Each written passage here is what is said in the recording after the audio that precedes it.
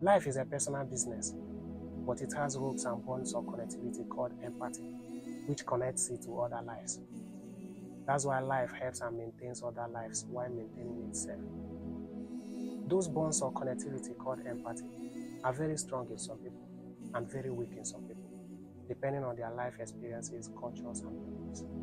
Because one's level of empathy or emotional balance are being determined by what he or she has heard, seen, or known. But what alters or disorganizes one's emotional balance is impatience, while what triggers impatience is tension, while what triggers tension is fear, while what always triggers fear is threat.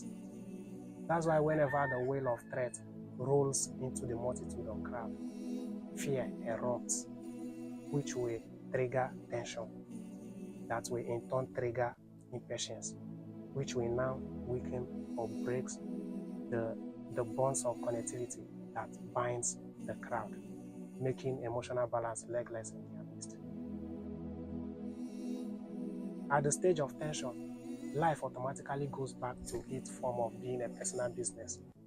That's why whenever the crowd is under the influence of tension, their individual lives become personal businesses where each life helps, maintains, and saves only itself. And you will see everybody struggling for a tiny space, and that of impatience, stampedes occur. See, a leader is not just a leader, but also a servant.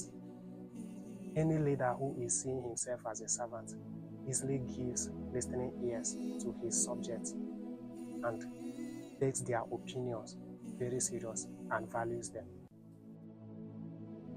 But any leader who is seeing himself as a ruler instead of a servant hardly gives listening ears to his subjects and hardly values their opinions and hardly takes them very serious.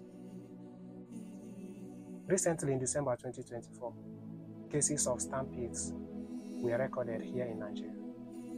And if you lift your eyes to see the source, you will see that had it been there was no excess hunger in this country, such gathering for food collection wouldn't have taken place.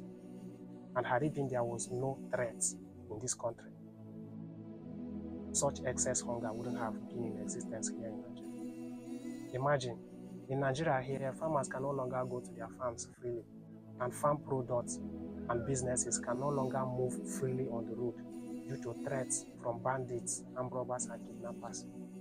Insecurity everywhere.